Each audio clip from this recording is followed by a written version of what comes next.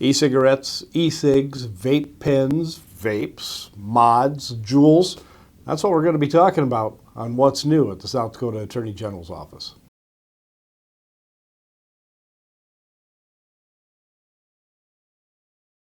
Hello again, Tim Borman, Chief of Staff for the South Dakota Attorney General.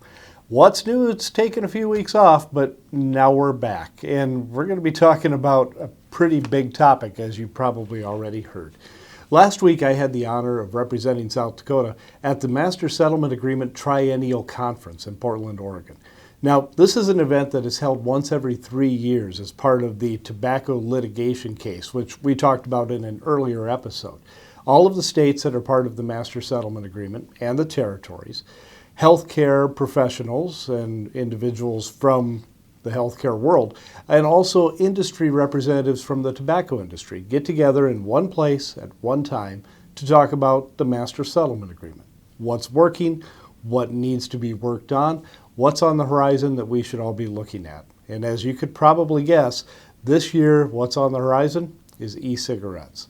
Now, they go by a lot of different names, but they all do basically the same thing.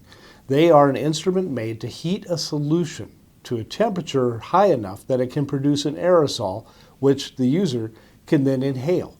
Now, the solution that gets heated is where things get a little bit sticky. Almost always it includes, obviously, nicotine, also flavoring of some sort, and a humectant, such as propylene glycol or benzoic acid. That helps it keep moist and allows that aerosol to be created. Now, the flavorings that are used in addition to those humectants can be approved by the Food and Drug Administration for oral consumption, but that doesn't necessarily mean that they have been approved or tested to see what the impact or effects would be from inhalation. There hasn't been enough research on these compounds. And some of the newer versions of these fluids that are available for e-cigarettes have now been adding nicotine salts to the e-liquids, yet another wrinkle that has to be tested. Now, another misleading factor of this is that we call them vape pens or vapes, but it's not a vapor. This is actually an aerosol. A vapor is a substance in a gas form. An aerosol can contain chemical particles from the liquid solution, the device itself, the heating element.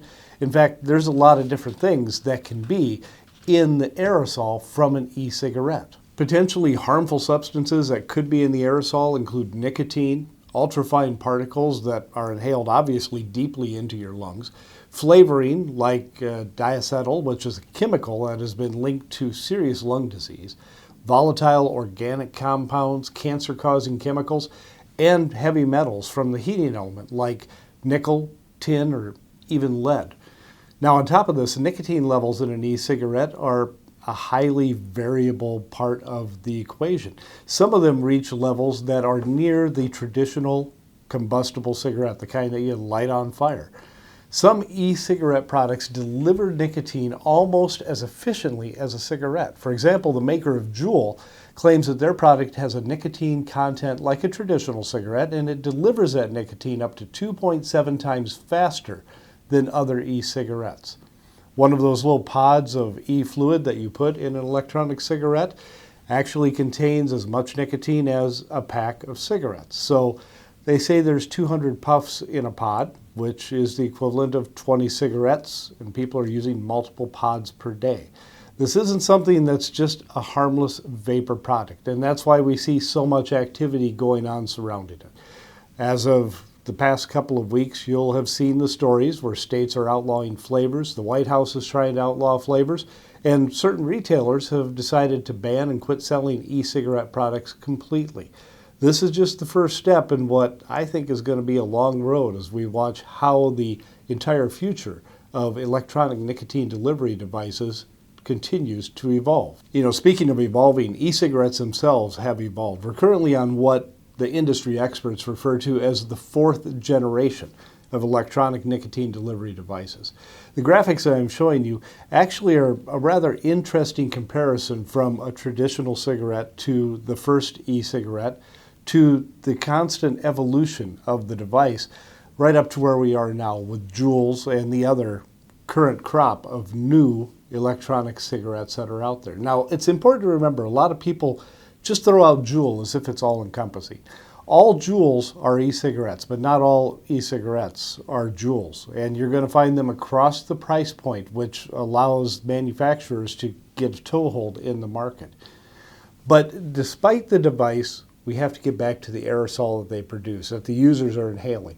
At least 60 chemical compounds have been found in the e-liquids that are being used. And once they're heated and turned to an aerosol, chemical reactions produce even more that are present that an individual is ultimately inhaling. Researchers have identified several substances which are harmful or potentially harmful to e-cigarette users, including the solvents and other items that are in those fluids causing dry mouth and upper respiratory infections. Many of the flavorings that are used, the chemicals are known to be respiratory irritants, and research has found that some flavors are potentially more toxic than others. For example, there's a study out there saying researchers found that exposure to increased cinnamon flavoring caused significant cell death compared to other flavors.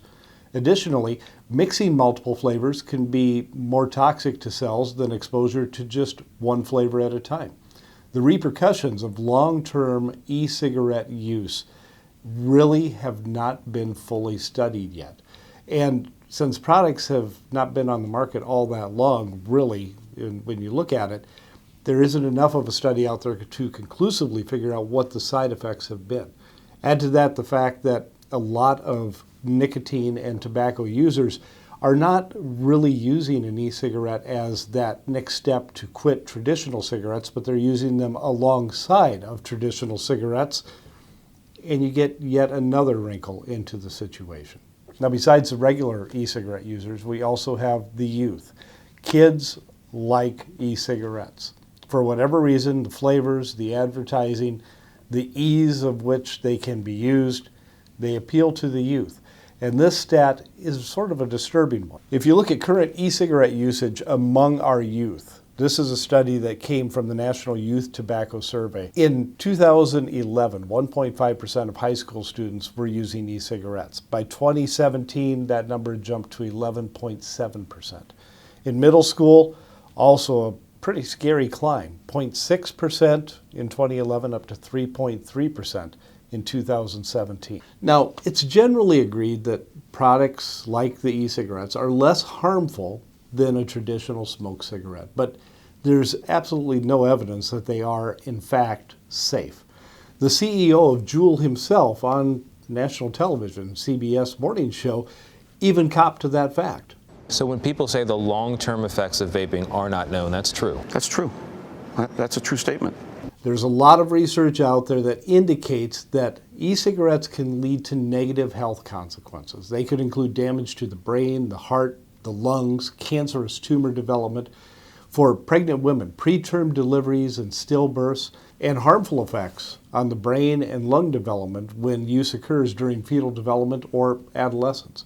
We've talked about kids. The younger a person is when he or she tries nicotine, the greater the risk of addiction that comes along with that use.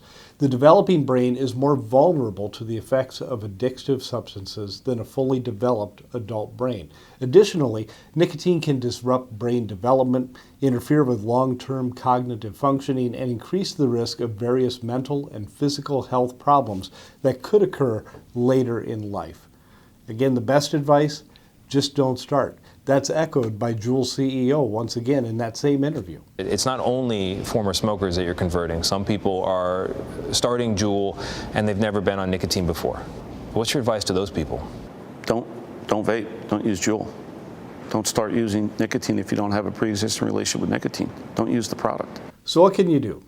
Educate yourself. Figure out what it is that you're trying to use. And if you're worried about your kids, talk to your child about e-cigarettes and what happens if they use them. It's never too early and it's never too late. If you're a tobacco user yourself, now's a great time to quit. Become tobacco free, and there are a lot of resources out there that are available to help you do so. Both on the state level in South Dakota with the South Dakota Quit line, the information is listed here, or nationally through smokefree.gov or their 1-800-QUIT-NOW line, which again is listed here. For your kids, there are great resources available on the internet also to assist. The United States Surgeon General has some very good handouts and information that you can read to get a better handle on how better to help talk to your kids, get that conversation going, and hopefully keep them from ever starting these things in the first place. Let your child know that you want them to be tobacco-free, and let them know the dangers of choosing not to be so. For the kids themselves, there are also some excellent resources available where they can learn more about the dangers of electronic nicotine delivery systems and e-cigarettes. I hope this has been a little bit informational and a little bit helpful.